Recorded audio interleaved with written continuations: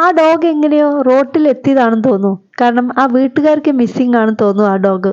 കാരണം ആ പപ്പിയെ നന്നായി കുളിപ്പിച്ച് പൊട്ടെല്ലാം തൊടുവിച്ചിട്ടുണ്ടായിരുന്നു. ഉപേക്ഷിക്കാനുള്ളതാണെങ്കിൽ ഇങ്ങനെ ക്ലീൻ ചെയ്ത് കൊണ്ടു നടക്കേണ്ട കാര്യമില്ലല്ലോ അവർക്ക്.